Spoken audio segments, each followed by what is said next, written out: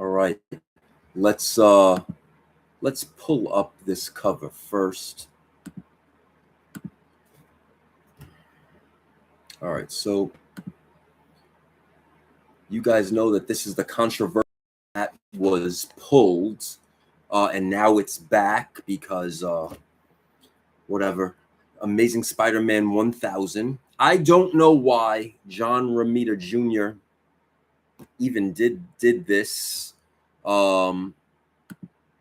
This is what supposedly this is homaged to, some robot cover that nobody ever heard of. Let's see. Where is it? Trying to pull it up. It's going very, very slow. It's very frustrating, actually. It's loading extremely slowly. I really don't know why John Romita Jr. did this cover. I don't know why he wanted to be a part of this, but I'm going to get into that. So again, I'm trying to show you guys what's saying that this is homaged to, and it's just not coming up, and I'm scrolling. It's supposed to be right here on the bottom when I checked it before.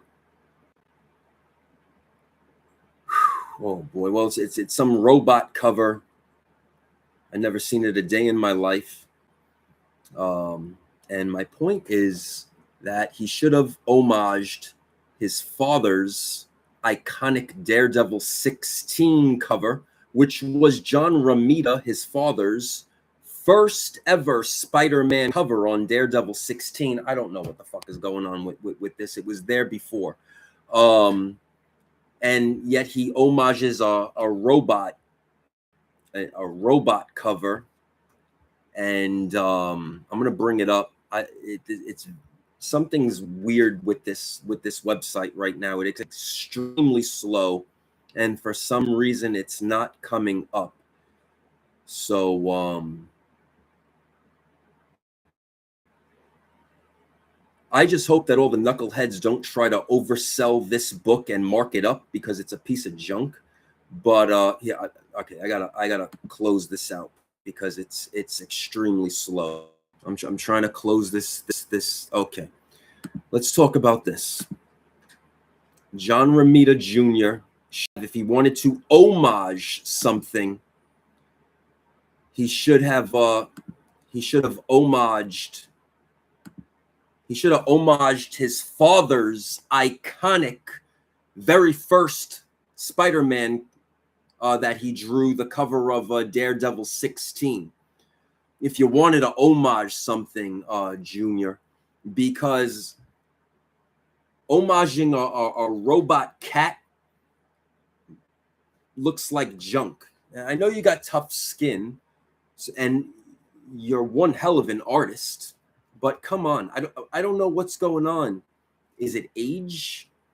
Is it because you guys make enough money you don't care anymore? I don't know. Spider-Man 1000 should be iconic. The covers really aren't any wow factor. Even Alex Ross's cover isn't even like a wow factor. There's no wow factor in any of those covers that they released. I don't know. Maybe Marvel doesn't care anymore. Maybe the artists don't care anymore. I don't know. That's probably why they're getting pounded by DC and Absolute Batman and stuff. But I don't know. This is the cover that should have been homaged.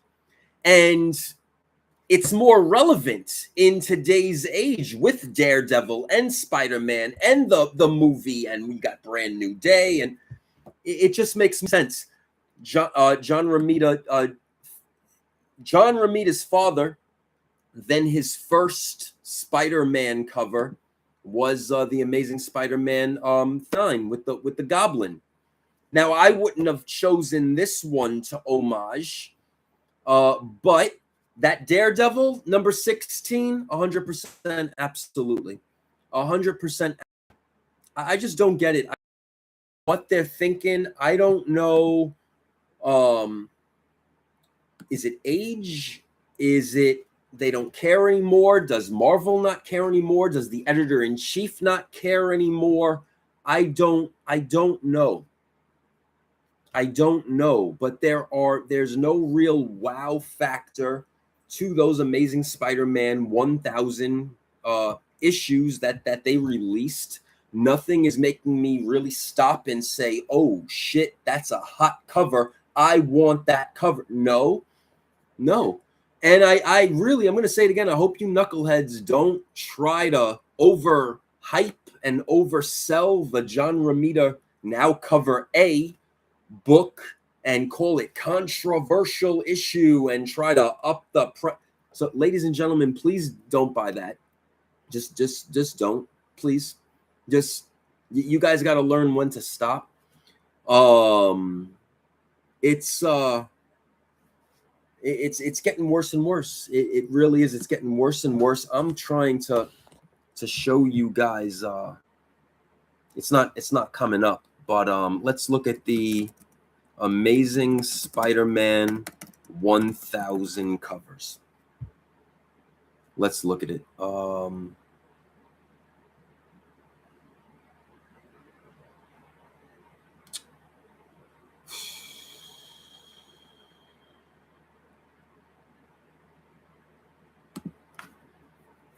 Let's bring it up.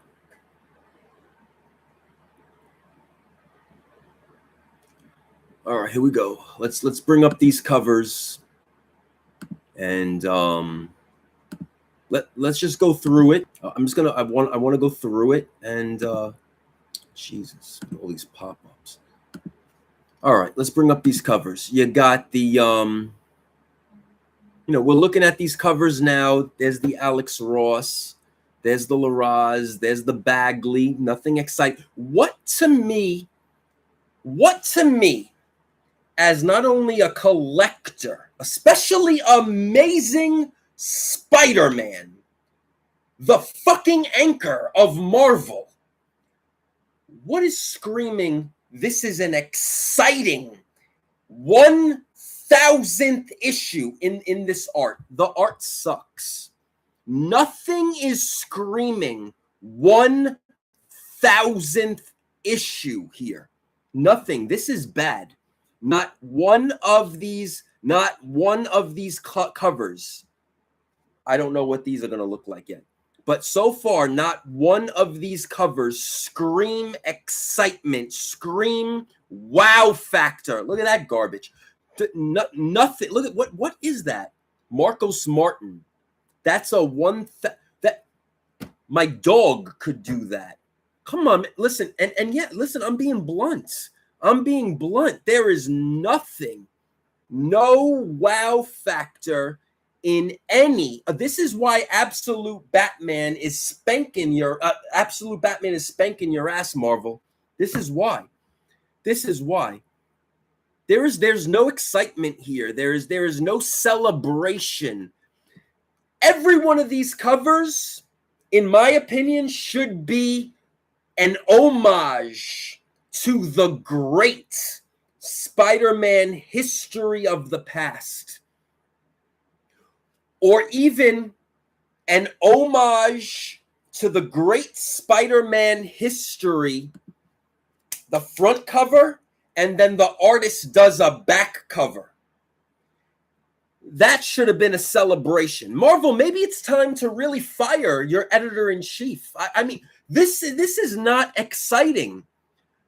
On a business acumen, this is not exciting. This is not making me want to buy this book or celebrate this book or celebrate the iconic 1000th issue of Amazing Spider-Man with art like this. This is garbage.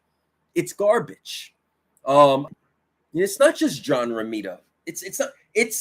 Let's blame the editor-in-chief. Let's blame the Marvel editor-in-chief, because this is not a celebration. It's an embarrassment. So shout out to DC for spanking their ass in sales, and this is why.